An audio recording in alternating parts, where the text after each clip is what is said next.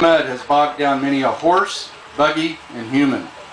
On the other hand, it kept the water standing in the fields, making this prime land for growing rice. And the memories, well, good and bad, they've given this town a history rich in characters. We'd like to introduce you to some of those characters this morning. We wish we were fully able to acknowledge all of the contributions of the men and women who founded our community, but unfortunately time does not permit. This morning we will be highlighting those who arrived during Richvale's first decade. We encourage you to take time after this program to talk with the people portraying the founders. They'd love to get to know you. Before Richvale was founded, it was still called Selby Switch.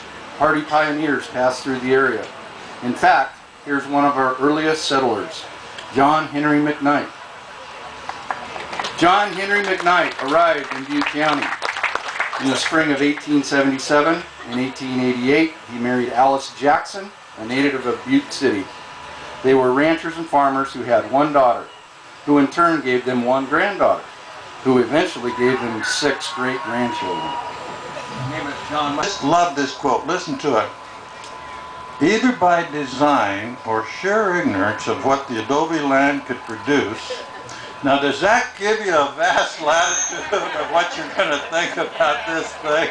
Okay, either by design or sheer ignorance of what the adobe land could produce, the land company represented the Richvale area as the garden spot of Butte County, where orchards, vineyards, and row crops such as alfalfa, corn, pumpkins, and beans could be produced in abundance.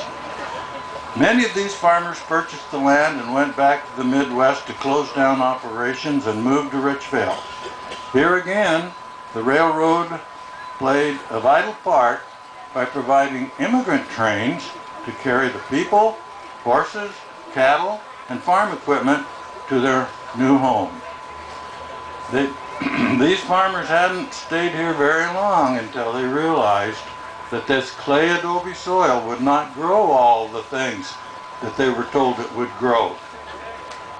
When asked why so many stayed to battle this soil that was like glue when it was wet and like a stone when it was dry, Glenn Harris gave this answer.